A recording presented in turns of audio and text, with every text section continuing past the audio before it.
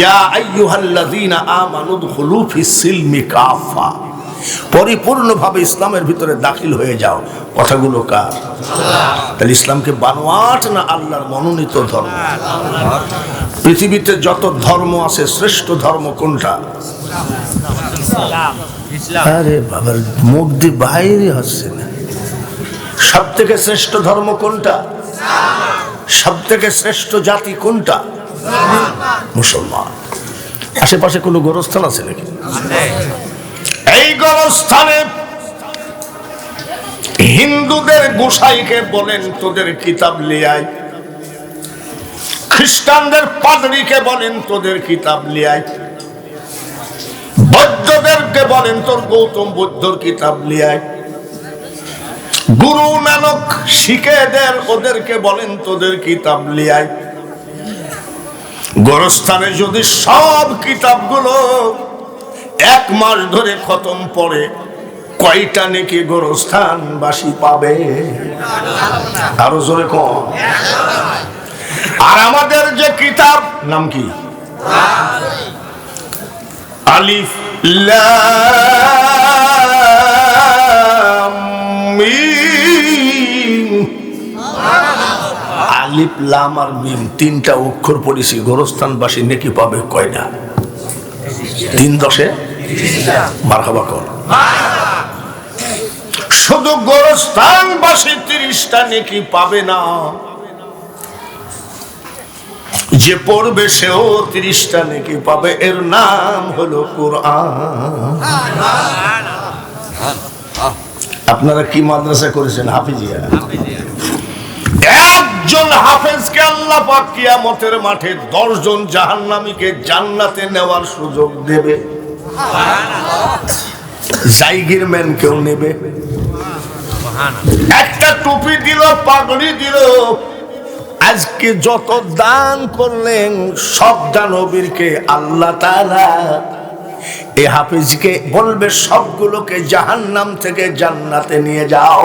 এটা আওয়ামী লীগের বরকতে নাকি বিএনপি, জামাত, জাতীয় পার্টি?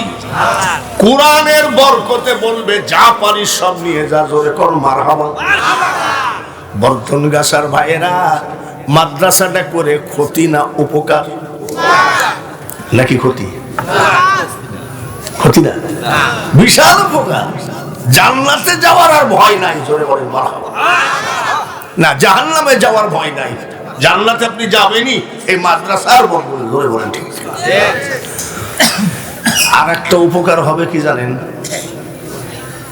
এই যে ছোট ছোট ছেলেগুলা, আমাদের এলাকার ছেলেরা কমপক্ষে একটা ছেলে 50 রকম গালি মুখস্থ আছে।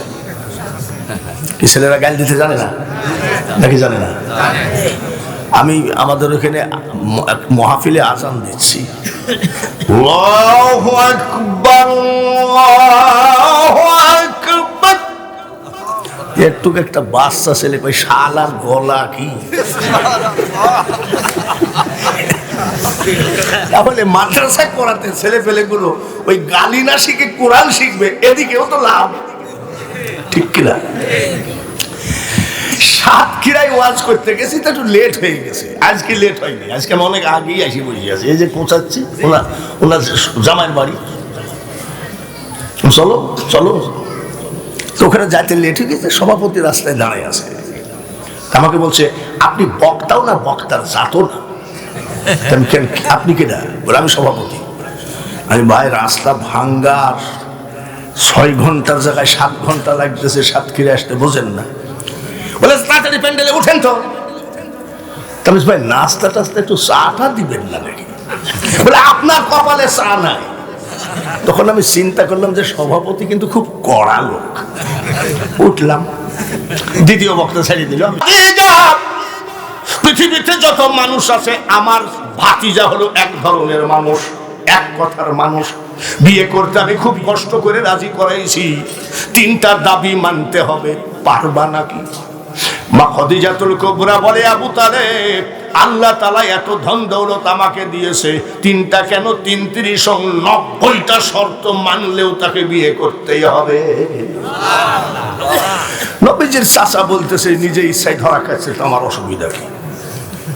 আমার ভাতিজা বলছে ৩টার, উনি বলছে ৯০টা। যাই বলছে আব্বা ও রাজি আছে, তুই ২-১টা শর্ত বাড়া। বলছেন আমার ৩টা হলেই হবে। তো বলছে শোন, ৩টার ভিতরে জমি জায়গাগুলো সব তোর নামে নিয়ে নিবি, টাকা পয়সা সব তোর নামে, বিল্ডিং ফিল্ডিং যা আছে। চাচা চৌকিদারি করলা, থানা চিল্লা না, তুমি আমাকে লালন পালন করলে কিন্তু আমাকে বুঝতে পারো নাই। বলছে বাপ সুযোগ কিন্তু একবারই আসে, চল যায়, নিয়ে গেছে। এই যে আমার ভাতিজা কি বলছে, খাদিজা আপনি কি আমাকে বিয়ে করবেন? বলে হবে, ৩টা শর্ত মানতে হবে। বলে হ্যাঁ। নবীজির চাচা ধাক্কা মারে। ১ নম্বর শর্ত, খাদিজা টাকা পয়সা ধন দৌলত জমি জায়গা যা আছে সব গরিবদের মধ্যে বিলায় দিতে হবে। মা খাদিজাতুল কুবরা বলছে এখনই দিয়ে দিলাম। নবীর চাচা কয় বয়স দিয়ে বলে চাচা আমি ঠিক আছি। তো নবীর চাচা আবার চিন্তা করছে, আচ্ছা দেখি কি বলে। ২ নম্বর শর্ত রে খাদিজা, ভূমিহীন গৃহহীন যাদের বাড়ি ঘর নাই, ফুটপাতে ঘুমায়, তোমার বড় বড় বিল্ডিং সব গরিবদেরকে দিতে হবে, তারা ঘুমাবে। খাদিজা বলছে আমি রাজি। নবীজির চাচাকে পাগলে কোন যাই দিবে। দেখি ৩ নম্বরটা কি বলে দেখি। ৩ নম্বর শর্ত খাদিজা, তালের পাতা দিয়ে চালি বানাবো, খেজুরের ডাল দিয়ে বেড়া বানাবো, এইরকম কুড়ো ঘরে থাকতে হবে। ৭ দিন পর্যন্ত যদি আমি তোমাকে খাবার দিতেও না পারি, জিন্দেগিতে ক্ষুধায় এই শব্দ যেন আমার কানে না আসে। খাদিজা বলছে আমি সব মেনে নিলাম, আমাকে বিয়ে করো। নবীর চাচা বলছে বেটা রে আমি তোর বিয়ের মধ্যে নাই। মানে পাগলামি, বিয়ে হয়ে গেল। ডাইনে বামে বহু কাহিনী, অত কাহিনী বলতে গেলে হবে না। তার কারণ মাহফিল ইন্তেজামিয়া কমিটি আপনারা লেট করে তুলেছেন, ভালো করে শোনেন। যারা হাজী সাহেব আছে, ও এই তো হাজী পাশে বসে আছে, জাবলে নূর যেই পাহাড়ের ভিতরে কুরআন নাজিল হয়েছে, আমার নবীজি ওই জায়গায় একটা সুস্থ মানুষ ঠিক মতো বসতে পারবে না, এতটুকু জায়গা, জোরে বলেন ঠিক কিনা? আর ওই এমন একটা জায়গা, এখন না হয় হাজী সাহেবদের যেন অ্যাক্সিডেন্ট না হয়, সৌদি বাদশাহ সিঁড়ি বানিয়ে দিয়েছে। কিন্তু আমার নবী যখন ওই পাহাড়ের ভিতরে কোরআনের জন্য বসে থাকতেন, তখন সিঁড়ি ছিল নাকি? পাহাড়টা ছোট পাহাড় না বড় পাহাড়? পর্দার আড়ালে মা বোনেরা কান্না খাড়া করে শোনো, ওই পাহাড় বেবে মা খাদিজাতুল কুবরা আমার নবীর জন্য খাবার টেনেছে। কোরআনের জন্য পৃথিবীতে সব থেকে বেশি পরিশ্রম করেছেন তিনি হলেন মা খাদিজাতুল কুবরা। আর আমাদের মহিলারা যদি জিজ্ঞাসা করো, ও চাচি কোরআন পড়ো, কোরআন পড়বো কি বাবা, সময় পাইনি। কেন? বলে এক গাদি ছেলে পেলে, গরু টরু, হাঁস মুরগি, হ্যাঁ, কোরআন পড়ার সময় পাও না? বছরে একবার? বলে না, 5 বছর কোরআনের দিকে তাকাই। তারপরে দেখবেন গোসলের সময় সুন্দর একটা ন্যাকড়া দিয়ে টেলিভিশনটা মুছতেছে। আমি চাচ্ছি এটা মুছতেছো বলে এটা ডেলি একবার করে মশা লাগে, 28,000 টাকা দাও। আমি কোরআন পড়ার সময় পাবো, মানে তোমার কোরআনের দাম আর টেলিভিশনের দাম সমান নাকি? মোল্লার মসজিদ পর্যন্ত জানো না?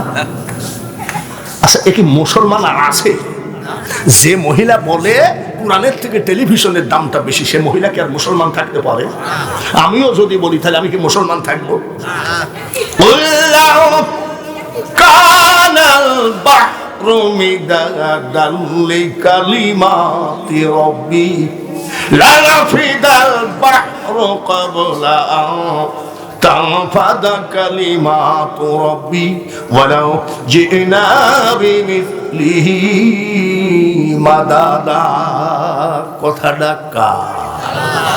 তাম পৃথিবীর সমুদ্র মহাসমুদ্রের পানি যদি কালি করিস তোরা, ওই কালি দিয়ে যদি আমার সামান্যতম কালামের দাম লেখা শুরু করো, কালি কলম শেষ হবে কিন্তু আমার কালামের দাম লেখে শেষ। তারপরে সব চলে গেছে। নবীজি বলতেছেন, শোনেন, আমার জন্য আপনি ব্যবসাটা ধ্বংস করেন না। বলে শোনো, আব্দুল্লাহর ছেলে মুহাম্মদ সাল্লাল্লাহু আলাইহি ওয়াসাল্লাম, ভালো করে শোনো, আমার ব্যবসা আমি কেমনে টিকবে না টিকবে আমি বুঝবো, তোমাকে ম্যানেজার বানিয়ে দিলাম। ঘরের মধ্যে ডাকলেন আমার নবীকে। এই যে এখন তো টাকা আমরা পকেটে রাখি, মানি ব্যাগে রাখি, আচ্ছা বলেন তো আগেকার ব্যাপারীরা কি তোলা রাখছে না? তবিল বলতো, তবিল, এক তবিল টাকা, এক তোড়া টাকা নিজে হাতে নতুন ম্যানেজারের মাজায় বেঁধে দিয়ে বলছে, সামদেশে আপনি 90 দিনের জন্য চলে যান, এই দিকে কিভাবে সামলাইতে হবে আমি বুঝবো। নবীকে ব্যবসা করতে মুকামে পাঠিয়ে দিয়েছে সামদেশে। 4-5 দিন 6 দিন পরে ম্যানেজারের বউ কয়, চাকরিতে যাও না কেন? কোলারে ছাগল চড়ানো রাখালকে আমি মানবো নাকি? বলে ওর ব্যবসা, ও ছাগল চড়ানো রাখালকে ম্যানেজার করুক, মেথরকে করুক, তোমার কি? কালকে যদি চাকরিতে না যাও তোমাকে তালাক দিয়ে বাপের বাড়ি চলে যাবো। ক্যাশিয়ারের বউ কয়, ফুক ফাক করে খুব তো ঘুরতেছো, চাকরিতে যাও না কেন? বলে মোহাম্মদকে মানবো না। বলে তুইও তোকে স্বামী বলে মানবো না। নবীকে যদি অপমান করো, আলেম শান্তি পাবা না, পীরের খানকায় শান্তি থাকবে না, মসজিদে মারামারি হবে, মাহফিলে রহমত বরকত থাকবে না, যতই চেষ্টা করে এক ফোঁটা চোখের পানি আসবে না। আমার নবীকে নিয়ে আজ 20 বছর হলো বেশি দলাদলি চলতেছে। 20 বছর আগে আমার নবীকে নিয়ে এত বাজে কথা কেউ বলে নাই, যার জন্য মানুষের ঘরে 3 মণ ধান হলেও সুখ ছিল, এখন 80 মণ ধানেও সুখ না। তার কারণ সুখের মহাজন হলো নবী মুহাম্মদ। তাকে যত বেইজ্জতি করবা তুমি তত বেইজ্জতি হবা। সব চলে আসছে, এসে কয় আমাদের চাকরিতে বহাল করে দেন। বলে কেন? বলে বাড়িতে ঝামেলা হচ্ছে। তো বলছে হ্যাঁ আসো, আমি লিখে রাখছি, এখানে সই করো, সই করো। কি লিখছেন? নতুন ম্যানেজারের বিরুদ্ধে যদি বাজে কথা বলা হয়, বুঝতে পেরেছেন কি লিখেছে? নতুন ম্যানেজারের বিরুদ্ধে যদি মরুভূমির মাটিতে একা একা বদনাম করো, চারিদিকে গোয়েন্দা সেট করা আছে, যদি শুনতে পাই রে তোর চাকরি তো যাবেই, কত বছরের বেতন নিছি সব দিয়ে যাবি, লেখ। এখন কি করবে? পেট তো বাঁচে না। ঠিক আছে, হ্যাঁ সব মুখ মেরে দিয়েছে। কত দিনের জন্য পাঠিয়েছে? 90 দিন। সকাল বেলায় দাসী নিয়ে ছাদের উপরে উঠে বলছে, দাসীরা রে, আজকে যদি আমাদের নতুন ম্যানেজার আসে তোদের পেট ভরে মিষ্টি খাওয়াবো। দাসীরা কয়, আহারে বহুদিন পেট ভরে মিষ্টি খাই না, যদি আসতো করে কাজ হইতো। হঠাৎ করে মা খাদিজাতুল কুবরা বলে, এই নে টাকা, মিষ্টি নিয়ে আয়। তো আসুক আগে। বলে আসতেছে। বলে আসতেছে তো আপনিও যেখানে আমিও সেখানে, বুঝলেন কি করে? বলে দাসীরা রে, সামদেশের দিকে টাকা, একটা গোল ছাতার মতন মেঘ ভাসতে ভাসতে আসে, আসতেছে। ওই মেঘের নিচে আমাদের নতুন ম্যানেজার আছে। কথা কয় না। আরে ভাই, এত বড় একটা প্যান্ডেলে কোরআন তেলাওয়াত করার মতন লোক নাই নাকি? তো এলাকার এক মেম্বার কয়, আমরা কোরআন তেলাওয়াত করবো, তোমাকে ভাড়া করেছি কেন? বাবা, এই এলাকার লোকদের সবই করা। আমি বলছি যে মাদ্রাসাও নাই, মক্তব্য নেই, মানে ওদের দেশে কোরআন পড়ার লোক নাই, বুঝতে পারছি। তেমন গজল বলার কেউ আছে? একটা ছেলে লাভ দিয়ে বলছে আমি বলবো, আমি এটাই। মাল তো এত বড় লম্বা, তেমন মাইক লাও, একটু ভালো গজল বল, আমি চাটা খাই, তারপরে ওয়াজ শুরু করি। তো সালাম দেও, সালাম দেওয়া কেন নাই? তো ওই ছেলে কয় সালাম আলাইকুম। আচ্ছা এই সালাম কি হবে? আচ্ছা আমার মাদ্রাসার একটা বাচ্চা ছেলেকে ডাক দি, মাইকটা দেন তো, কি বলবে? আসসালামু। আর ওই ছেলে কয় সালাম আলাইকুম। আমি তুমি কি তোমার সালামের যে ডিজাইনটা গজল জানো? তাহলে 8টা জানি। যেটা ভালো গজল বইল, গজল শিখলা কোত্থেকে? বলে রেডিও থেকে শিখেছি। হতে পারে রেডিওতে গজল বল, এখন তো রেডিও নেই, রেডিওতে ইউটিউব মানে মোবাইলের ভিতরে তো গজল আছে না। আমি আল্লাহ নামের বীজ বুনেছি, এবার মনের মাঠে বলবে ফসল বেচবো আমি কিয়ামতের হাটে। এগুলোকে কি বলে? যেরকম এখনকার গজল বিভিন্ন সুরে তাল তাল হয়ে গেছে। আর আমরা যখন মাদ্রাসায় পড়তাম, ধান আদায় করতে গেলে মাসাসিরা বলতো কোন মাদ্রাসা? বলে অমুক মাদ্রাসা, একটু গজল বলো, ধান বেশি করে দিব। তখন গজল বলতাম, ওসব গজল এখন অসল ব্যান্ড হয়ে গেছে। ইয়াকুব নবী বাস করিতেন কেনানে, সবার চেয়ে ভালোবাসতেন ইউসুফকে।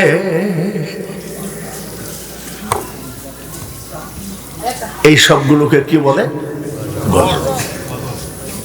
শোনেন সবে নবীজির হাকিকত, কেসা ছিল বিল্লালেরি মোহাব্বত। আল্লাহ এবং রসুলের কথা যেখানে আছে সেটাকে কি বলি আমরা? গজল। আমি বলছি যে তোমার যে সালামের ডিজাইনটা গজল জানো বলে আমার সন্দেহ আছে। তো ওই মেম্বার আবার বলছে না না সন্দেহ না, তুমি একবারে মনে করো না যে তুমি বক্তা। আমি বলো বাবুরে কেবল বিসমিল্লাহ বলি সাদা মুখে দিছে, আর ওই সাওয়াল হাতটা গুছাই ধরিছে গজল। চাইলাম যাবে তাকে আসি কোন ডাবা ধরি তো ভবে পাইলাম না তারে, সে এখন বাস করে অন্যের ঘরে। এই হারামজাদা রাখ রাখ, দেশটা ধ্বংস করে দিলা তোমরা। আমরা মোল্লারা আসি বইলে তোমার ইসলাম এখনো ইসলাম আছে, থাকবে ইনশাআল্লাহ। আর আমাদেরকে দেখলি কয়েকে মোল্লার দো মসজিদ পর্যন্ত দেখবেন একটা ইমাম রাখলে 50 জন মুসল্লির ভিতরে 25 জন বলবে যে না ভালো ইমাম, আবার 25 জন বলবে না ও চলে না, এরকম বলবে। প্রত্যেকটা ইমামের পিছনে 2-4টা শত্রু লাগিয়ে আসে, ঠিক কিনা? তাই না? কিন্তু ইমামের মা যদি অসুস্থ হয়, শুক্রবারে ঢাকাতে হাসপাতালে যায়, ওই লোকদের ভিতরে একটা জুম্মার খুতবা পড়ার মানুষ তৈরি হয় না। কিন্তু ইমামকে খোঁচাইয়ে দেওয়া লোক খুব পাওয়া যায়, আছে না? তাহলে আপনারা যে মাদ্রাসাটা করেছেন, ছেলে পেলে তো আজে বাজে গান তো শিখবে না। কি শিখবে? গজল। কি শিখবে? কোরআন। জোরে বলেন ঠিক কিনা? মাদ্রাসাটা হোক, আপনারা চান কি চান না? কারা কারা চান না হাত তোলেন। সবাই চাই দেখি মাদ্রাসাটা হোক। কারা কারা চান মাওলাকে হাত দেখান। নারায়ণ তাকবীর। আল কোরআনের আলো রাখো ঘরে ঘরে, তো জালবা কোরআনের আলো। ওনার জমিন আর আমার জমিন পাশাপাশি, মাঝখানে লম্বাটা কি কুদাইল দিয়ে একেবারে 2 হাত ঠেলে নিয়ে মসজিদে যাই, কই কাতা আর সোজা করো, মানে ওইদিকে ব্যাখ্যা করা হয়ে গেছে, এখানে কি করো? সোজা করো। ভাইয়ের আমার বন্ধুরা, এবার আসলাম, মনে করেছিলাম যে 10টার ভিতরে দিবে, 6:15 সারবো। আইসি দেখলাম যে তৃতীয় বক্তাই 10টা পর্যন্ত খাইল। তা আমি এবার কম্বল গায়ে দিয়ে জামাইয়ের বাড়িতে শুইলাম। তো এখন আসলাম যখন, আল্লাহ কতটুকু বলাবে আল্লাহ ভালো জানে। বলেন আমিন। আরেকবার বলেন আমিন। মাদ্রাসাটা খানা দেখি রাখেন, জান্নাতে যাওয়ার অসুবিধা হবে না। নবীজির বয়স 25 বছর। কত? এখান থেকে ওয়াজ শুরু হবে, ওয়াজ কত দূর যাবে আমি নিজেও বলতে পারবো না। খালি বলেন যে রাজি আছেন কিনা। নবীজির বয়স কত বলেন তো? 25 বছর পর্যন্ত লালন পালন করেছে কেডা? নবীজির চাচা আবু তালেব, হযরত আলীর বাবা। মা হালিমা লালন পালন করেছে 4 বছর। মা আমিনা সুযোগ পাইছে 2 বছর। দাদা আব্দুল মুতালিব সুযোগ পাইছে 2 বছর। এই মোট 8 বছর বয়সে চাচা আবু তালেবের কাছে দাদা আব্দুল মুতালিব দিয়ে গেলেন, নিজের রক্ত বিক্রি করবে কিন্তু ভাতিজাকে কষ্ট করতে দিবে না। তাহলে বাবা আবু তালেবের মহব্বত ছিল কি ছিল না? হযরত আলীর বাবা, হযরত আলীর মা পেটে বাচ্চা নিয়ে কাবা জিয়ারত করতেছিলেন। লাব্বাইক লা শারিকা লাকা লাব্বাইক। ওই সময় পেটে ব্যথা উঠছিল ডেলিভারির, সঙ্গে সঙ্গে কাবার দরজা খুলে দিয়ে হযরত আলীর জন্ম কাবার ভিতরে। তো 25 বছর, মনটা খারাপ। নবীজির চাচা জিজ্ঞাসা করে, বেটারে সারাদিন তুই কথা বলছিস না, মনটা খারাপ কেন? বলে চাচাজি ঠিকই বলেছেন। বলে কি হয়েছে তোর? বলে বেকারত্ব জীবন আমার ভালো লাগে না। দেখেন এই লোকটাকে যদি বেকার হয়, চার দোকানে গেলে বলবে এ মাল আবার আসতেছে, দোকানদার দেখলে ভয় পাবে না? বেকার যারা দোকানদার দেখলে ভয় পাবে না? চার অর্ডার দিলে আগেই বলবে যে ভাই চিনি পানি গরম করতে হবে, 2 ঘন্টা দেরি হবে, পরে এসে। ঠিক কিনা? বন্ধু বান্ধব মিশতে চাবে না যে কখন টাকা ধার চাই বলবে। বেকারত্ব জীবন যাপন খুব কষ্ট। আমি 9 বার কাবা জিয়ারত করেছি, 31 বার আমি আজমির শরীফ জিয়ারত করেছি। আমি দোয়া করি আজকে যত বেকার সন্তান আছে সব যেন আল্লাহ বেকারত্ব দূর করে রুজি রোজগারের ব্যবস্থা করেন। আর কিছু লাগে না, বলেন আমিন। আর একবার বলেন আমিন। বেকারত্ব জীবন ভালো লাগে। নবীজির চাচা বলে, বেটা আমি যতদিন জীবিত আছি তোর খাওয়া দাওয়া কাপড় চোপড়ের তো অভাব নাই। বলে চাচা যান, যতই সুখী থাকি না কেন বেকার জীবন কিন্তু একটা অশান্তিকর জীবন। ঠিক কিনা? যারা যারা বেকার আছেন এখানে আছে না? বাংলাদেশে আবার বেকারের অভাব আছে, অসুবিধা নেই। ঠিক আছে, চাচা আমার একটা চাকরির ব্যবস্থা করেন। ওই সময় স্কয়ার কোম্পানি তো নাই, বিআরবি কেবল নাই, মিল কারখানা বলতে নাই। তামাম আরব জাহানের ভিতরে আরবের মতো জায়গাকে সকালে কিনার মতো বিকালে বিক্রি করার মতো টাকা ছিল হযরতে মা খাদিজাতুল কুবরা। মা খাদিজাতুল কুবরা বিজনেস করতেন, ব্যবসা করতেন, খুব ব্রেনি মানুষ। দাদা আব্দুল মুতালিব চাচা আবু তালিব নিয়ে গেলেন, খাদিজার দরবারে একটা ছেলেটার চাকরি দেওয়া যায় কিনা। যাওয়ার সাথে সাথে খাদিজা বসা ছিলেন, লাফ দিয়ে উঠে দাঁড়িয়েছেন। জোরে কোন সুবহানাল্লাহ। আচ্ছা বলেন তো, ধনী মানুষকে কি গরিব মানুষকে দেখলে লাফ দিয়ে উঠে? কোন আইনে আছে? আরো সাইফি বসে, ফিরে করিমের বাপ। ঠিক কিনা? আর মা খাদিজাতুল কুবরা লাফ দিয়ে উঠে পড়েছে। সুবহানাল্লাহ। নবীর চাচা আবু তালিব বলতেছে, আপনি এত বড় ধনী মানুষ কিন্তু আমাদের গরিব ফ্যামিলির ছেলে, আমরা আমাদের দেখে লাফ দিয়ে উঠলেন কেন? মা খাদিজাতুল কুবরা বলেছিলেন, আবু তালেব যদিও আমার মতো ধন দৌলত আপনাদের নাই, কিন্তু বংশ মর্যাদা পৃথিবীতে এত উচ্চ বংশ আর হবে না, সেটা হলো কুরাইশ বংশ।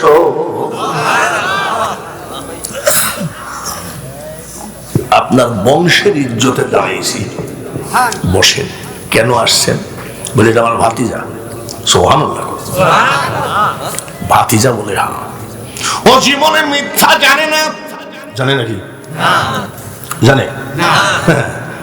63 বছর বয়স পর্যন্ত একটা মিথ্যা বলেন নাই, সেটা হলো আমার আপনার নবী মুহাম্মদুর রাসূলুল্লাহ।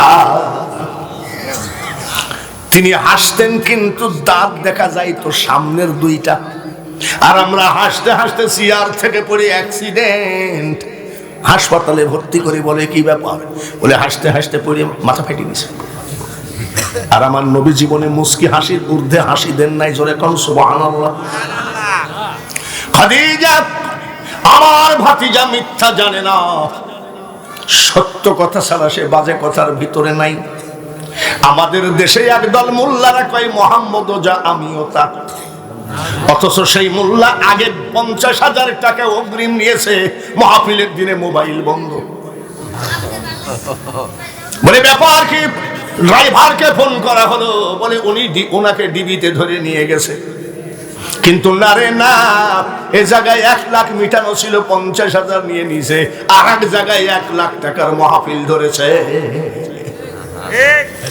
এই সব মোল্লারা যদি কয় মোহাম্মদ যা আমিও তা, তখন মনে হয় কি ওরে আক্তার ভাই, এটা পানের দোকান টোকান করে বসে থাকি, ওয়াজ বাদ দিয়ে দিই, তা হতে পারে। এমনও বক্তা আছে পাবনা জেলার ভিতরে ঢুকতে পারবে না, বহু টাকা নিয়ে গেছে। আপনারা কেউ জানেন বা না জানেন, আমার আক্তার ভাই সাক্ষী আছে, বহু জানেন।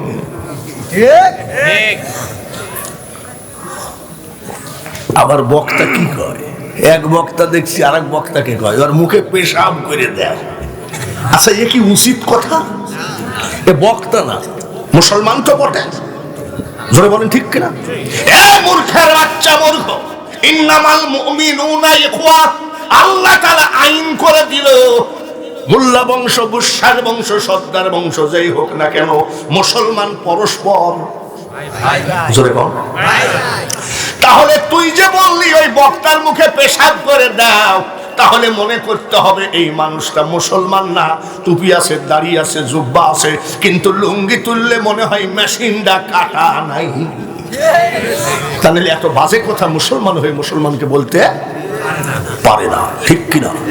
এইটুক বলা যায় যে উনার আকীদা ঠিক না। বলে কি? আবার আর এক বক্তাকে এই যে মিডিয়ার আর এগুলো আবার গেছে, ওগুলো বেশি বেশি ওরা লাখপতি হয়ে গেল, আমরা কপালে সাজ উঠছে না। আর এক বক্তা ওরে এইগুলো কি বক্তার ভাষা? ভালো করে মনে রাখো, গলা ভালো হলে আন্তর্জাতিক বক্তা হওয়া যায় রে, কোটি কোটি টাকা কামানো যায়, কিন্তু একজন আল্লাহওয়ালা মানুষ হওয়া এত সহজ কথা নয়। বুঝাচ্ছে? বক্তা ছিল নিজামুদ্দিন ধুলাউড়ি, বক্তা ছিল রওশন আলম হায়দারি, বক্তা ছিল আব্দুল ওহাব বুলবুলি, যাদের জবান দিয়ে কোনো বদনাম আসতো না। আর এখন বক্তা মানেই বদনামের প্রিন্সিপাল। বলেন কি বলছেন? বলে আমার ভাতিজাটাকে একটা চাকরি কি আপনার কোম্পানিতে দেওয়া যায়? মা খদিজাতুল কুবরা বলছে সর্বনাশ, নাস্তা টাস্তা করে চলে যান, আপনার ভাতিজার নামটা দিয়ে যান, এখন আপাতত কোনো সিট খালি নাই। বলছে আচ্ছা ঠিক আছে। খদিজাতুল কুবরা বলে আবু তালিব, একটা চাকরি আছে গো, সেটা আপনার বংশের জন্য শোভা পায় না। কি বলি? একটা চাকরি আছে মানে ছাগল চড়ানোর রাখাল দাস কয়েকদিন ধরে আসে না, ছাগল গুলো নিয়ে কষ্টে আসি। নবীর চাচা বলছে খবরদার এ কাজ করা যাবে না, তার কারণ আমরা হলাম কুরাইশ বংশ, কুরাইশ বংশের জন্য ছাগল চড়ানোর চাকরি শোভা পায় না, শোভা পায় না। আমার আপনার নবী কয় চাচা একটা কথা বলবো। বলে কি? ছাগল চড়ানোর চাকরিটা আমি খুব পছন্দ করি।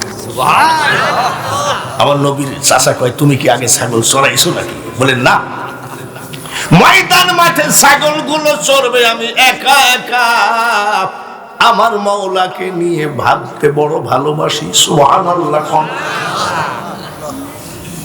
না, এটা সম্ভব না। আমার বংশের ছেলে ছাগল চড়াতে দিব, এটা সম্ভব না। আমার আপনার নবী বলে, চাচা একটা কথা বলি, খদিজা আপনিও শুনে রাখেন, জীবনে কোনোদিন কোনো কাজকে ছোট জানলে সে উঠতে পারবে না। ওই জানি জীবনে কোনো কাজকে ছোট জানা যাবে না। বিজনেসম্যান, বড় ব্যবসায়ী, ব্রেনি মানুষ, আমার নবীর এই কথাটা উনি ধরে নিয়েছে, এটা আসলে একটা ভালো ছেলে, যে কোনো কাজকে ছোট করে দেখা ঠিক না। ও ঠিক আছে, আজ থেকে তুমি ছাগলগুলো চড়াও, দেখা যাক। সুবহানাল্লাহ। ওরে পাগলের দল, মিডিয়াতে দিলাম বাঙালি হুজুরকে, এই মিডিয়ার লোক এমন কেরামতি জানে, এই কেরামতি দিয়ে বিশ্ববিখ্যাত করে দিল। এটা মিডিয়ার বিখ্যাত, কিন্তু চারিত্রিক গুণে বিখ্যাত হওয়া আর মিডিয়ার মাধ্যমে বিখ্যাত হওয়া এক বিখ্যাত নয়। পরীক্ষা দিয়ে পাশ করে আর অটো পাস। এবার অটো পাস দিয়েছিল নাকি? অটো পাস দেয়নি। এবার কিছু অটো পাস দিয়েছে, আমার নাতিপুতি সব বন ভোজন করতেছে, পিকনিক। আস্তে আস্তে দেখলাম আক্তার ভাইয়ের বাড়ির সামনে বড় বড় বক্স বাজতেছে, আর এইরকম যুবক সব লাফাচ্ছে। আমি বললাম যে জাঙ্গি আছে তো নাকি, একবারে খুলি পড়ে গেলে তো সমস্যা। আমি এবার জিজ্ঞাসা করছি, তুই হিন্দু নাকি? বলে না। ভাইরা আমার, বাবাজিরা, আমার কথা এই জায়গায় নয়, আমার কথা ঘুরে যাবে কোরআনের কাছে। এই জন্য আমি এই কথাটা তুলেছি। ছাগল চড়াইতে উনি রাখাল হয়ে গেলেন। সুবহানাল্লাহ। ইব্রাহিম আলাইহিস সালাম ছাগল চড়াইছে, মারহাবা কোন। এ বাবাজিরা, হযরতে নবী মুহাম্মদুর রাসূলুল্লাহ সাল্লাল্লাহু আলাইহি সাল্লাম রাখাল হয়ে গেলেন। 10 দিন যেতে না যেতে যেসব ছাগলের পালানে দুধ ছিল না, দুধ আসলো। যেসব ছাগলের হাড় ছাড়া মাংস ছিল না, মাংস আসলো। মা খাদিজাতুল কুবরা হঠাৎ করে বলে, সর্বনাশ, ব্যাপার কি? এত তাড়াতাড়ি আমার ছাগলের পরিবর্তন আসে কি করে? আসলে এই কুরাইশ বংশের ছেলেরা ভালো, আর আগের রাখালটা পাকা সিটা। কি সিটা? জোরে বল। বলছে, দেখে ব্যাপার কি, কিভাবে খাওয়াই যে 10 দিন না যেতেই ছাগল সব সতেজ হয়ে গেল। দালানের ছাদে উঠে দেখেন মা খাদিজা ছাগলগুলো ময়দান মাঠে একা একা চড়ে বেড়ায়, আর আপনার আমার নবী মুহাম্মদুর রাসূলুল্লাহ সাল্লাল্লাহু আলাইহি সাল্লাম পাহাড়ের সাথে পিঠটা লাগিয়ে চোখটা বন্ধ করে আছে। মা খাদিজা দেখতেছে 2টা সাপ, বড় বড় সাপ, ফনা দিয়ে আমার নবীকে বাতাস দেয়। নবীকে ফনা দিয়ে কি দেয়, আর আমাদেরকে কি দেয়? কামড় দেওয়ার সাথে সাথে হাসপাতালে যাইতে অর্ধেক রাস্তায় নাই।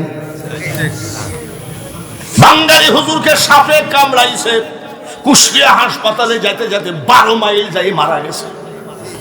আর ওনাকে সাপে কি দেয়?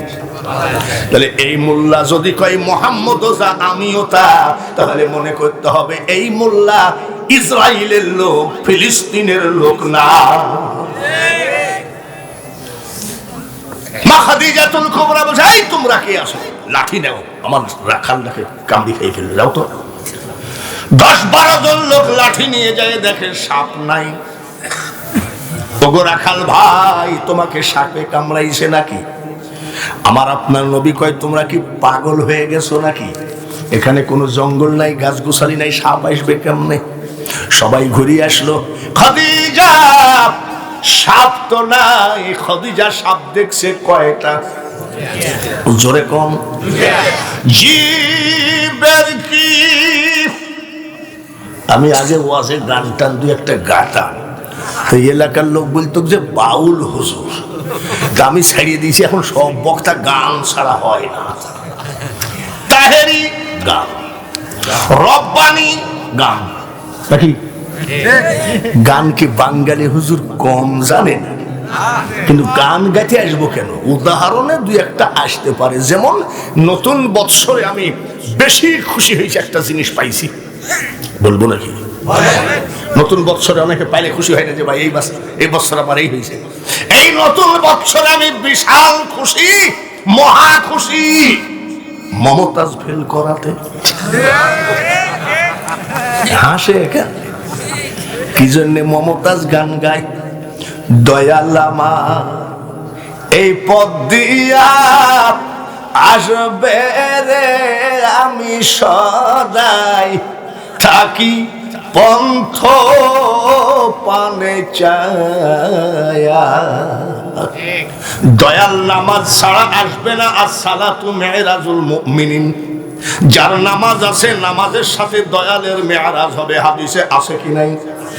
মাথায় কাপড় নাই, জিন্দেগিতে ওযু নাই, কালাম নাই, বেপরদা ভাবে একতারা দিয়ে তুমি স্টেজে গান গাবা। দয়াল আমার এই পথ দিয়া আসবে রে, আমি সদাই থাকি পন্থ পানে চাই। আমি এখন তা চাইয়ে থাকো গা যাও। কিছু কিছু বক্তারা মনে করে আমি বাঙালি হুজুর গান জানি না, গান বলবো কেন? উদাহরণ আইসে দিছে তাই, ঠিক কিনা? ভাইরা আমার, এইবার আমার দয়ার নবীজি দুইটা সাপ দেখলো। খদিজা আরো 10-12 জন যাইয়ে দেখছে। কয়টা? এটা হলো আমার মাবুদের খেলা। তাই বলছি, জীবের কি সাধ্য আছে গুনে পড়ে তাই বলা, সায় আমার কখন খেলেন কোন খেলা। মিডিয়ার লোক তো বহুত ওয়াজ বেশলি, ভালো করে তো দিও তো গান গালা যে এ মালো জানে। গান কি? আমি গান জানি কিন্তু গান গাই না।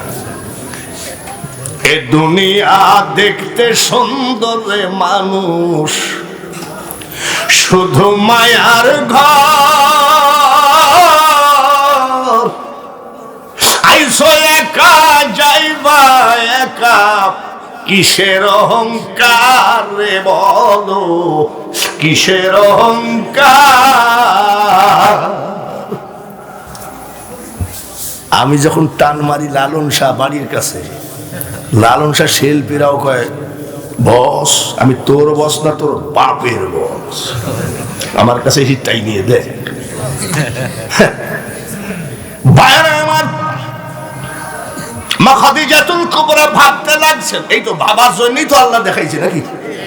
ভাবতেছেন ব্যাপারটা কি? দুইটা বড় বড় সাপ দেখলাম, আমাদের রাখালকে সবল মারছে, বাতাস দিচ্ছে। উনি মনে করে কি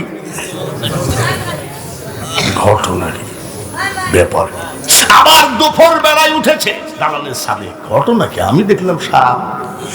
দেখে আমার রাখাল রে, আমার দয়ার নবীজি মরুভূমির মাটিতে টুকটাক করে মেঘকে অর্ডার দিয়ে দিয়েছে, মেঘ রে খবরদার খবরদার, সারা আরব দেশ যদি রোদে জ্বলে পুড়ে ছাই হয়ে যায়, আমার হাবিবের গায়ে যেন একটু রোদের ছায়া পর্যন্ত না লাগে। উনি চিন্তা করছে যেখানে যায় মেঘের টুকরাটা ওখানেই যায়। ঘটনা কি?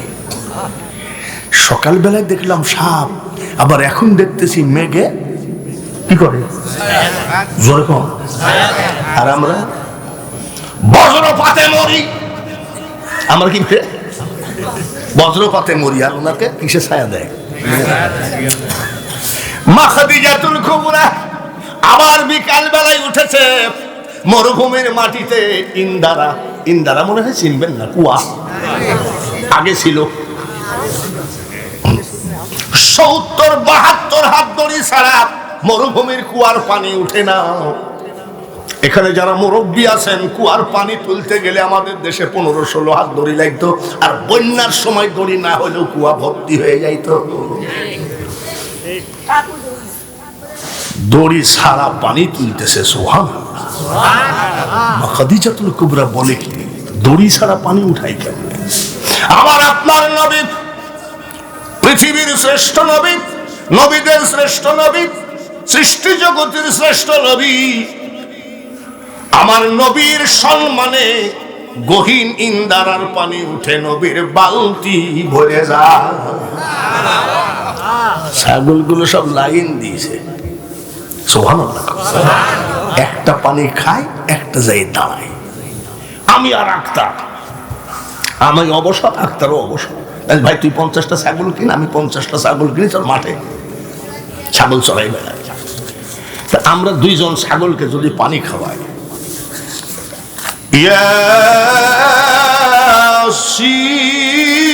ইয়াসিন ওয়াল কুরআনিল হাকীম,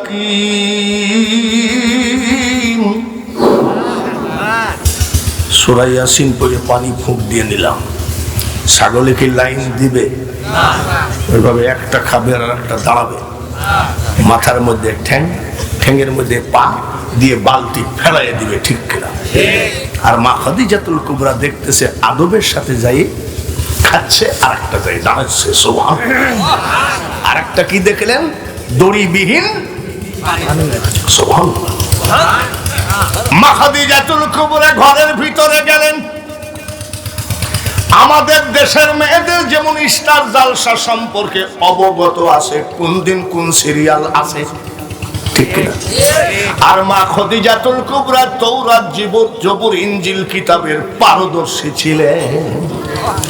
সব কিতাবের মধ্যে আছে আখিরি পয়গম্বরের নাম হবে মুহাম্মদ, আসমানি নাম ছিল আহমদ। এই সেই আখিরি পয়গম্বর নাকি? ব্যাপারটা কি?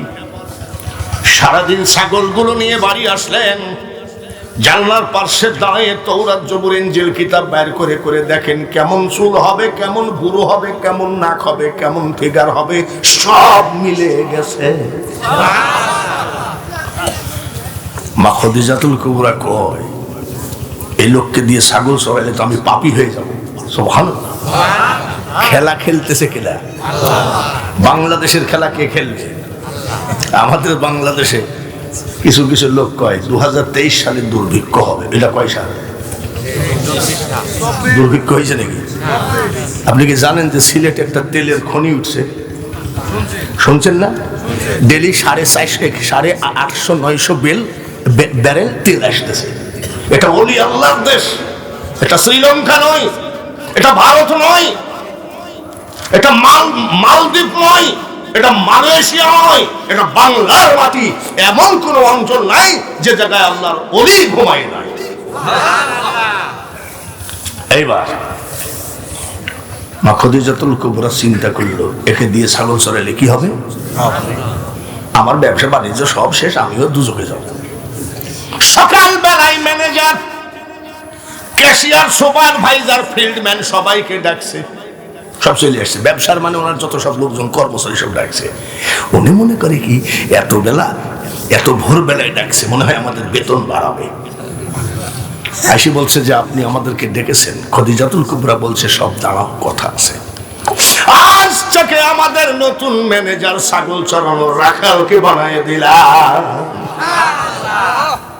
কি বললেন? বলে নতুন রাখাল বানালাম, ছাগল চড়ানোর ম্যানেজার, রাখালকে ম্যানেজার বানাই দিলাম।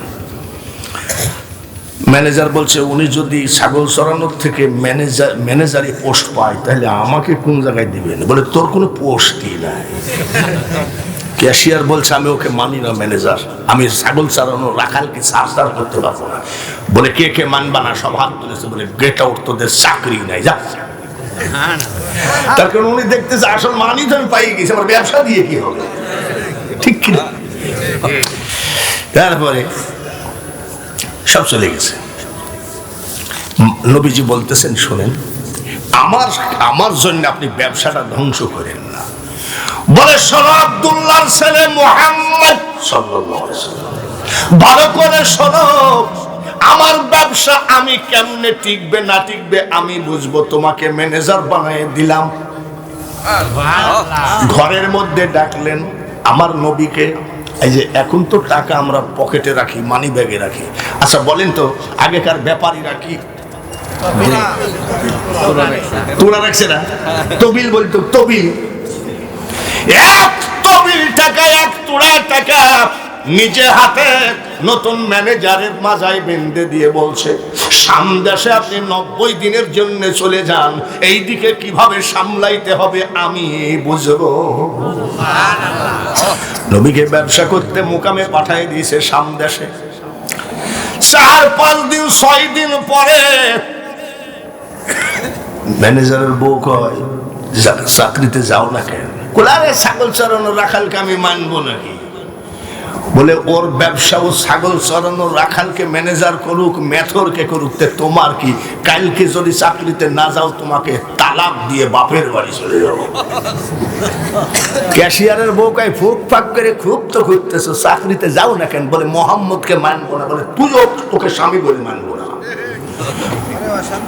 নবীকে যদি অপমান করো, আলেম শান্তি পাবা না, পীরের খানকায় শান্তি থাকবে না, মসজিদে মারামারি হবে, মাহফিলে রহমত বরকত থাকবে না, যতই চেষ্টা করে এক ফোঁটা চোখের পানি আসবে না। আমার নবীকে নিয়ে আজ 20 বছর হলো বেশি দলাদলি চলতেছে। 20 বছর আগে আমার নবীকে নিয়ে এত বাজে কথা কেউ বলে নাই, যার জন্য মানুষের ঘরে 3 মুন ধান হলেও সুখ ছিল, এখন 80 মুন ধানেও সুখ না। তার কারণ সুখের মহাজন হলো নবী মুহাম্মাদুর। তাকে যত বেইজ্জতি করবা তুমি তত বেইজ্জতি হবা। সব চলে আসছে, এসে কয় আমাদের চাকরিতে বহাল করে দেন। বলে কেন? বলে বাড়িতে ঝামেলা হচ্ছে। তো বলছে হ্যাঁ আসো, আমি লিখে রাখছি, এখানে সই করো, সই করো। কি লিখছেন? নতুন ম্যানেজারের বিরুদ্ধে যদি বাজে কথা বলা হয়, বুঝতে পেরেছেন কি লিখেছে? নতুন ম্যানেজারের বিরুদ্ধে যদি মরুভূমির মাটিতে একা একা বদনাম করো, চারিদিকে গোয়েন্দা সেট করা আছে, যদি শুনতে পাই রে তোর চাকরি তো যাবেই, কত বছরের বেতন নিছি সব দিয়ে যাবি, লেখ।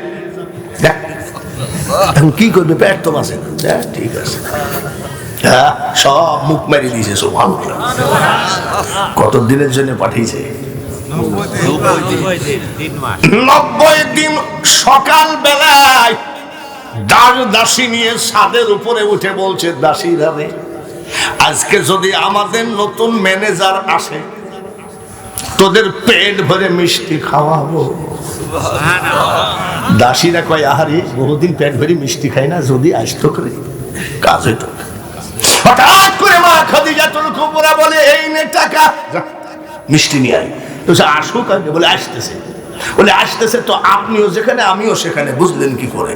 বলে দাসীরা রে, সামদেশের দিকে টাকা, একটা গোল ছাতার মতন মেঘ ভাসতে ভাসতে আসে, আসতেছে। ওই মেঘের নিচে আমাদের নতুন ম্যানেজার আছে। সত্যি তো, তাই তো। বলে শোনেন একটা কথা বলবো। মা খাদিজাতুল কুবরা বলে, আচ্ছা মোহাম্মদ কেমন? খুব ভালো। কথাবার্তা কেমন? খুব ভালো। চরিত্র কেমন? খুব ভালো। হাসি কেমন? খুব ভালো। বংশ কেমন? খুব ভালো। চেহারা কেমন? খুব ভালো। মানে দাস দাসীর সাথে আলাপ করে, তার কারণ নতুন প্রেমে ধরেছে। নতুন প্রেম করনি তোমরা? ডায়েরির ভিতরে লিখে রেখেছে। আর ওর মা কয়, আর কেডা বাবা এত আর লেখা? আল্লাহর নাম রহমান, তুমি কি জানো না? ওর মাকে একটা বুঝ দিয়ে দিয়েছে, আরে রোকিয়া। নতুন প্রেম, একজনের প্রেম করছে, তারপর হাতে মুসাফা করতে আসছে, এসে দেখি যে এই জায়গায় পি লেখা, মানে কাটছে, বিলের দিকে লিখছে পি। তখন বাবা এটা কি গো? বুঝে পি। পিতে কি? বলে আপনি বুঝবেন না, পিতে পারুল। পিতে কি? 7 মাস ওর প্রেমে আমি হাবুডুবু খাচ্ছি। এরকম হয় না নাকি? কয়েকদিন পর ওই ছেলেকে চার দোকানে, একটা আমাদের এখানে 3 নম্বর স্কুল মোড় আছে, আমি শুনলাম তোমার পারুল কেমন আছে? বলে দেখেন না কি এরকম ক্রস দেওয়া কাটা। আমি পি কাটিছিস কেন? বলে 7 দিন বলাইছে কি বলাইছে? বলে লালন শাহর মাজারে গিয়ে দেখি অন্য ছেলের সাথে পীড়িত করতেছে। এসব ভুয়া পীড়িত বাদ দাও, মানুষ বানাইছে আল্লাহ প্রেমের কারণে।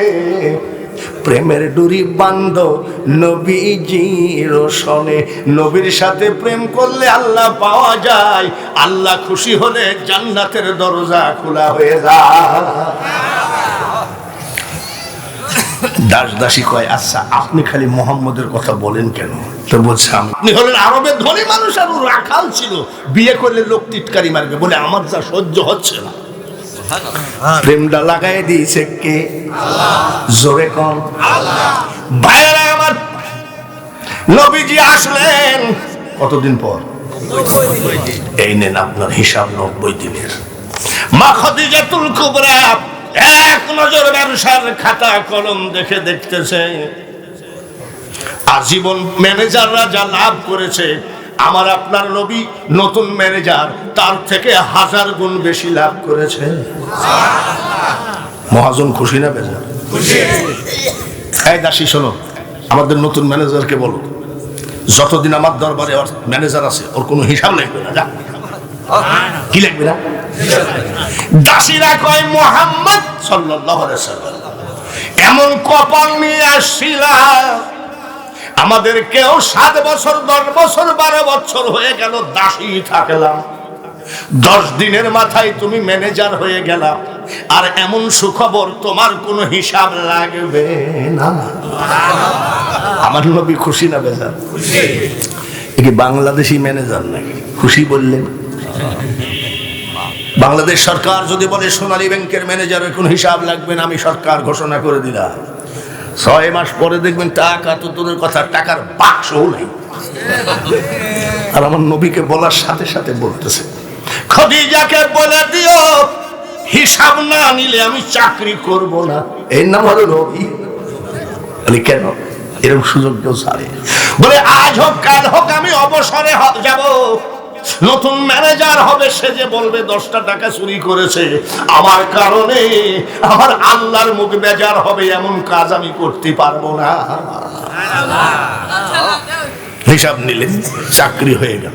কি বলে? হিসাব নিলে বলে উনি চাকরি, বলে আমিও চাকরি করব। সারা রাত দাস দাসী নিয়ে ঘুমাই না, দাস দাসী ঘুমায়ে পড়ে, বলে সারাদিন কাজ করা লাগবে না, আমার সাথে বসে বসে মোহাম্মদের গল্প করে। সুবহানাল্লাহ। কোন আসিলে তুমি বাদশাহ হয়ে রহমাতাল লিল আলামিন, দুনিয়া তোমার নামেরই ডঙ্কা, মদিনাওয়ালা তোমারই নাম, ইয়া মুহাম্মদ জগত জ্বালা, কমলিওয়ালা তোমারই নাম। মা খাদিজাতুল কুবরা বলে, দাসীরে নিশিরাত তোদের একটা কথা বলি। বলে কি? এখনই মুহাম্মদ সাল্লাল্লাহু আলাইহি সাল্লামের কাছে বিয়ের প্রস্তাবটা দিয়াই। আমার 2 জন স্বামী অতিবাহিত হওয়ার পরে বহু বিয়ের প্রস্তাব আসছে, আমি করি নাই। মুহাম্মদ যদি আমাকে বিয়ে করে, আমার ধন দৌলত যা কিছু আছে সব তাকে আমি একেবারে দলিল করে দিতে রাজি আছি। দাসীরা কয়, ভাইবি দেখেন বদনাম হবে কিন্তু। বলে তোর বদনাম যা। দাসীরা ডাক দিয়ে কয়, দরজা খোলো, মেলা রাত। কি তোমার জন্য সুখবর? বলে আমি আর কি সুখবর বলো? মুহাম্মদ আমাদের মালিক খাদিজা তোমাকে বিয়ে করতে চায়। নবী কি রাজি হবে না? আমি হলে তো ঠিকই রাজি হয়ে যেতাম। বলে ফকিন্নিকে বিয়ে করেছি, টাকা নেই পয়সা নেই। যদি ফকিন্নি বলে চুল দাড়ি কালো করে এসো, তারপরে সেলুনে যাও, কোটি কোটি টাকার মালিক যদি আমাকে বলে, আমরা তো এই নফসের ব্যবসা করি। বলে তাড়াতাড়ি বলো, এই সব কথা উইথড্র করতে আমি চলে গেলাম। না বলে মুখটা বেজার করে চলে গেলেন। নবীজির চাচা ডাক দিয়ে কয়, বেটারে চাকরি ক্ষেত্রে তোর কি কোনো অসুবিধা হলো নাকি, মুখটা বেজার কেন? বলে চাচাজি ওই মেয়েটা কিন্তু ভালো না। বলে কি ব্যাপার? আমাকে সরাসরি বিয়ের প্রস্তাব দিয়েছে। আমার নবীর চরিত্র কি আমাদের মতন নাকি? জোরে কও না। যদি সুযোগ পায় 5টা লিখি করতে অসুবিধা কি? আর উনি এত বড় ধন দৌলত ফেলাইতে চলে গেছে। নবীজির চাচা বলে কি বলছিস? বলে আমাকে বিয়ে করতে চায়। তাই হয় নাকি? তোর বয়স হলো 25 আর ওর বয়স 40, তাই হয় নাকি? বলে চাচা তাহলে বলে কাজ করা লাগবে না। আমি তো তোমাকে বলেছিলাম চাকরি করা লাগবে না, আমি যতদিন জীবিত আছি। যা। নবীজি ঘরের ভিতরে বসে থাকেন। 3 দিন না যাইতেই সৌদি আরবের সব থেকে বড় ধনী মা খাদিজাতুল কুবরা আমার নবীর বাড়ির দরজায় হাজির। পড়িয়ে গেছে চাচার সামনে, আপনি আমাদের বাড়িতে? বলে আমাকে ভিক্ষা দেন। সুবহানাল্লাহ। বলে ইয়ার কি মারতেছেন নাকি? গরিব মনে করে আমার কাছে ভিক্ষা চাচ্ছেন? আমি আপনাকে ভিক্ষা কি দিতে পারি? বলে আছে। বলে কি আছে বলে? বলে আবু তালেব আপনার হাতে ধরি, পায়ে ধরি, আপনার ভাতিজাকে আমার সাথে একটু বিয়ে দিতে হবে। বলে পাগল নাকি? বলে কি লাগবে? আমি সব রাজি আছি। নবীজির চাচা ভাবতেছে সব সময় সুযোগ আসে না, এই সুযোগ ছাড়া যাবে না। এত অভাব অনটন আর পারা যায় না। আজ থেকে ঘরের ভিতরে যে বলছে আব্বা ভালো আছিস? বলছে আলহামদুলিল্লাহ। তোর মা নাই, তোর বাপ নাই, তোর দাদা আমার হাতে দিয়েছে, এখন তোর গার্জিয়ান কেডা? বলে আপনি। বলে আমি একটা প্রস্তাব দিব। বলে কি? আমাকে খবরদার অপমান করিসনি। বলে তোমাকে আমি অপমান করবো না, আমি জবান দিলাম। বলে খাদিজা আমাদের বাড়ির দরজায় হাজির, আব্বা তুই ওকে বিয়েটা কর। বলে চাচা কও কি? তোর বয়স কত? আমার বয়স কত? বলে বেটা রে, তুই আগে বিয়েটা কর, তোর বয়সের সাথে মিলাই আর একটা দিব। নবীজি কিছুক্ষণ চুপ থেকে বলতেছে তোমাকে খুশি করলাম, যাও। তুমি যেহেতু আমার চাচা গার্জিয়ান, যাও যাও যাও। বিয়ে করবো কিন্তু আমাকে শর্ত মানতে হবে 3টা। কয়টা? 3টা। ঠিক আছে, ঠিক আছে বাবা, খবরদার তুই নিয়তটা পাল্টাইস নি বাবা। খাদিজা, পৃথিবীতে যত মানুষ আছে আমার ভাতিজা হলো এক ধরনের মানুষ, এক কথার মানুষ। বিয়ে করতে আমি খুব কষ্ট করে রাজি করাইছি, 3টা দাবি মানতে হবে, পারবা নাকি? মা খাদিজাতুল কুবরা বলে আবু তালেব আল্লাহ তাআলা এত ধন দৌলত আমাকে দিয়েছে, 3টা কেন 3390টা শর্ত মানলেও তাকে বিয়ে করতেই হবে। নবীজির চাচা বলতেছে নিজে ইচ্ছায় ধরা খাচ্ছে, আমার অসুবিধা কি? আমার ভাতিজা বলছে 3টার, উনি বলছে 90টা। যাই বলছে আব্বা ও রাজি আছে, তুই 2-1টা শর্ত বাড়া। বলছেন আমার 3টা হলেই হবে। তো বলছে শোন, 3টার ভিতরে জমি জায়গাগুলো সব তোর নামে নিয়ে নিবি, টাকা পয়সা সব তোর নামে, বিল্ডিং ফিল্ডিং যা আছে। চাচা চৌকিদারি করলা, থানা চিল্লা না, তুমি আমাকে লালন পালন করলে কিন্তু আমাকে বুঝতে পারো নাই। বলছে বাপ সুযোগ কিন্তু একবারই আসে, চল যায়। নিয়ে গেছে। এই যে আমার ভাতিজা কি বলছে, খাদিজা আপনি কি আমাকে বিয়ে করবেন? বলে হবে, 3টা শর্ত মানতে হবে। বলে হ্যাঁ। নবীজির চাচা ধাক্কা মারে। 1 নম্বর শর্ত, খাদিজা টাকা পয়সা ধন দৌলত জমি জায়গা যা আছে সব গরিবদের মধ্যে বিলায় দিতে হবে। মা খাদিজাতুল কুবরা বলছে এখনই দিয়ে দিলাম। নবীর চাচা কয় বয়স দিয়ে? বলে চাচা আমি ঠিক আছি। তো নবীর চাচা আবার চিন্তা করছে, আচ্ছা দেখি কি বলে। 2 নম্বর শর্ত রে খাদিজা, ভূমিহীন গৃহহীন যাদের বাড়ি ঘর নাই, ফুটপাতে ঘুমাই, তোমার বড় বড় বিল্ডিং সব গরিবদেরকে দিতে হবে, তারা ঘুমাবে। খাদিজা বলছে আমি রাজি। নবীজির চাচাকে পাগলে কোন যাই দিল। দেখি 3 নম্বরটা কি বলে দেখি। 3 নম্বর শর্ত খাদিজা, তালের পাতা দিয়ে চালি বানাবো, খেজুরের ডাল দিয়ে বেড়া বানাবো, এইরকম কুড়ো ঘরে থাকতে হবে। 7 দিন পর্যন্ত যদি আমি তোমাকে খাবার দিতেও না পারি, জিন্দেগিতে খুদায় এই শব্দ যেন আমার কানে না আসে। খদিজা বলছে আমি সব মেনে নিলাম, আমাকে বিয়ে করো। নবীর চাচা বলছে বেটা রে আমি তোর বিয়ের মধ্যে নাই।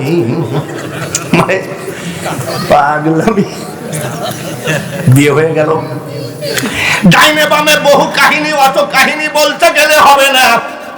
তার কারণ মাহফিল ইন্তেজামিয়া কমিটি আপনারা লেট করে তুলেছেন। ভালো করে শোনেন, যারা হাজী সাহেব আছে, ও এই তো হাজী পাশে বসে আছে, জাবলে নূর যে পাহাড়ের ভিতরে কুরআন নাজিল হয়েছে, আমার নবীজি ওই জায়গায় একটা সুস্থ মানুষ ঠিক মতো বসতে পারবে না, এতটুকু জায়গা, জোরে বলেন ঠিক কিনা? আর ওই এমন একটা জায়গা, এখন না হয় হাজী সাহেবদের যেন অ্যাক্সিডেন্ট না হয়, সৌদি বাদশা সিঁড়ি বানিয়ে দিয়েছে। কিন্তু আমার নবী যখন ওই পাহাড়ের ভিতরে কোরআনের জন্য বসে থাকতেন, তখন সিঁড়ি ছিল নাকি? না। পাহাড়টা ছোট পাহাড় না বড় পাহাড়? পর্দার আড়ালে মা বোনেরা কান্না খাড়া করে শোনো, ওই পাহাড় বেয়ে মা খদিজাতুল কুবরা আমার নবীর জন্য খাবার টেনেছে। কোরআনের জন্য পৃথিবীতে সব থেকে বেশি পরিশ্রম করেছেন তিনি হলেন মা খদিজাতুল কুবরা। আর আমাদের মহিলারা যদি জিজ্ঞাসা করো, ও শাশি কোরআন পড়ো, কোরআন পড়বো কি বাবা, সময় পাইনি। কেন? বলে এক গাদি ছেলে পেলে, গরু টরু, হাঁস মুরগি, হ্যাঁ, কোরআন পড়ার সময় পাও না? বছরে একবার? বলে না, 5 বছর কোরআনের দিকে তাকাই। তারপরে দেখবেন গোসলের সময় সুন্দর একটা ন্যাকড়া দিয়ে টেলিভিশনটা মুছতেছে। আমি চাচ্ছি এটা মুছতেছো বলে এটা ডেলি একবার করে মশা লাগে, 28,000 টাকা দাও। আমি কোরআন পড়ার সময় পাবো, মানে তোমার কোরআনের দাম আর টেলিভিশনের দাম সমান নাকি? মোল্লার মসজিদ পর্যন্ত জানো না? আচ্ছা, এ কি মুসলমান আর আছে? যে মহিলা বলে কোরআনের থেকে টেলিভিশনের দামটা বেশি, সে মহিলা কি আর মুসলমান থাকতে পারে? আমিও যদি বলি তাহলে আমি কি মুসলমান থাকবো? কানাল বাহরু মিদাদাল লিকালিমাতি রাব্বি লা নাফিদাল বাহরু ক্বাবলা তানফাদা কালিমাতু রাব্বি ওয়ালাউ জিনা বিমিসলিহি মাদাদা। কথাটা তাম পৃথিবীর সমুদ্র মহাসমুদ্রের পানি যদি কালি করিস তোরা, ওই কালি দিয়ে যদি আমার সামান্যতম কালামের দাম লেখা শুরু করো, কালি কলম শেষ হবে কিন্তু আমার কালামের দাম লেখে শেষ। আল্লাহ তাআলা কয়, জিবরাইল রে আমার খদিজা কোরআনকে কত ভালোবাসে দেখ। ডেলি 2 বার 3 বার নামা ওঠা করতে করতে আজকে আর উঠতে পারছে না, সমস্ত শরীর ব্যথা, আবার চোখের পানি ফেলে, মাবুদ গো আমি অসুস্থ হলে তোমার হাবিবের যে কষ্ট হবে। আল্লাহ তাআলা কয়, জিবরাইল কোরআনের পিছনে যে পরিশ্রম দেয় আমি আল্লাহ তার বন্ধু হয়ে যাই, তাড়াতাড়ি যাও। আমার খদিজা যেভাবে কাঁদতেছে আমি আল্লাহ অর্ডার দিলাম, আমি আল্লাহ জীবনে কাউকে সালাম দিই নাই, আমার খদিজাকে আমি সালাম দিয়ে দিলাম। কোরআনের যত্ন তিনি করেছেন, তাই তো নবী আল্লাহ তাআলা তাকে কি দিয়েছেন? সালাম। জিবরাইল এসে কয়, আসসালাতু ওয়াসসালামু আলাইকা ইয়া রাসূলুল্লাহ। হুজুর একটু গুহার ভিতর থেকে বের হন। কি দেখেন আপনার স্ত্রী কি করে, কাঁদতেছে, হাঁপায়, আল্লাহ আমাকে মারি ফেলো না, তোমার হাবিবের খুব কষ্ট হবে। জিবরাইল বলে গেল, হুজুর আল্লাহ তাআলা আপনার স্ত্রী খদিজাকে সালাম দিয়েছে। জিবরাইল কয়, হুজুর গো, যে আল্লাহ তাআলা আপনার স্ত্রী খদিজাকে সালাম দেয়, আমি কেন সালাম দিব না? আমি জিবরাইলের সালামটাও দিয়ে দিলাম। জিবরাইল চলে গেল, মা খদিজাতুল কুবরার দিকে মুস্কি মুস্কি হাসতেছে। মা খদিজাতুল কুবরা কাঁপতে কাঁপতে উঠে কয়, হুজুর আমার কি সেই দেহ আর আছে? আজ 40 দিন কতবার উঠছি, কতবার নামছি, আর আমার কাঁপা দেখে আপনি হাসতেছেন। আমার নবী ডাক দিয়ে কয়, খদিজা রে, আমি তোমার কাঁপা দেখে, হাঁপানো দেখে হাসি নাই। বলে কেন হাসছেন? তোমার জন্য একটা সুখবর বলে আমার জন্য আবার কি সুখবর? এই মাত্র জিবরাইল এসে বলে গেল আল্লাহ তাআলা তোমাকে সালাম দিয়েছে। খাদিজা জিবরাইল সালাম দিয়ে গেল। জিবরাইল মা খাদিজাতুল কুবরা কাঁদতেছে। আরে বাহ, জিবরাইল সালাম দিল, আল্লাহ সালাম দিল, তাও কান্দে। আর একটা ফকিন্নির ছেলে, জীবনে রুজি রোজগার ছিল না, এই টুকটাক করে নৌকা মার্কা করতে করতে একটু এমপি হয়ে গেছে।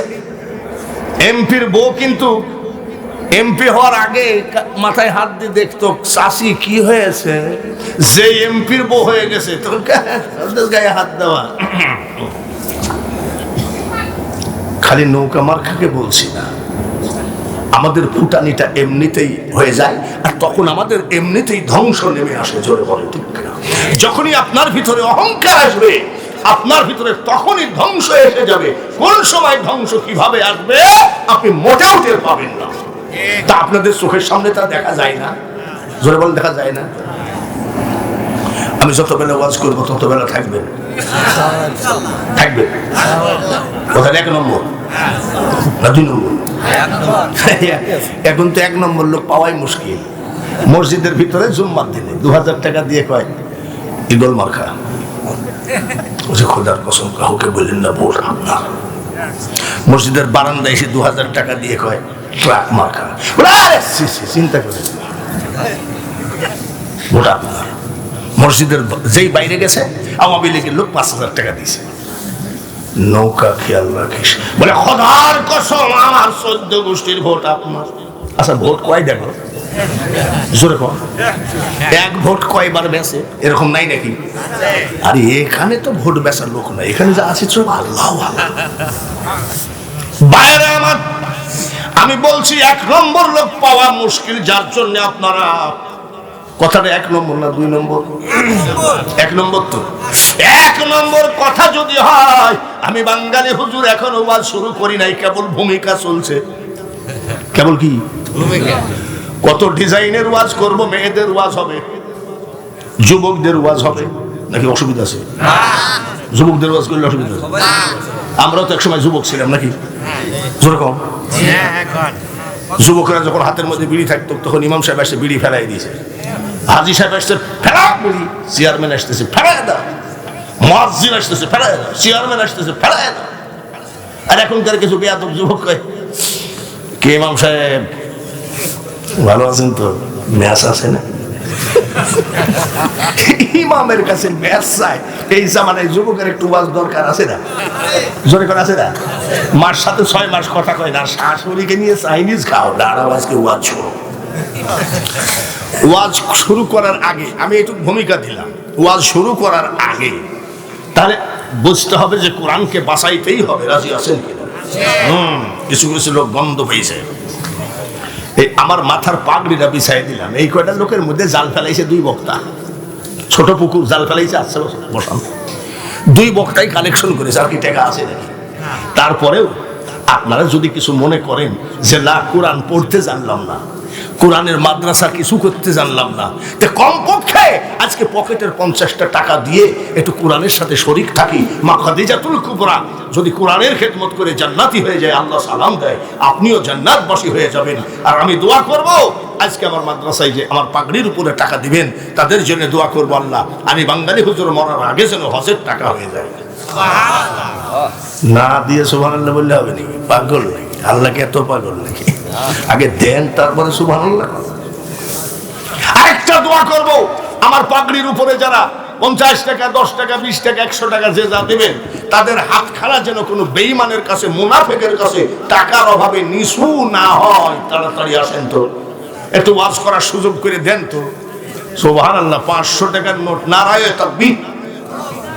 তাড়াতাড়ি চলে আসেন বাবাজি, একটু ওয়াজ করার সুযোগ দেন। যেখানে যাই সেখানে মারহাবা, যার জন্য লোক বদনাম করে দেয় আমরা কেবল ওয়াজ মজা দেখলো, ওয়াজের মজা দেখিছো কি? এখনো তো ওয়াজ শুরুই করি নাই। তাড়াতাড়ি চলে আসেন তো। একটা মানুষ, আপনার মা কবরে আছে, আপনার বাবা কবরে আছে, মুখের চামড়া ছিঁড়ে যদি মার পার জুতা বানিয়ে দাও, একবার দুধের ধার পরিশোধ হবে না রে বেটা। সত্যকালে মা বাপ যারো মরে রে, তাহার মতো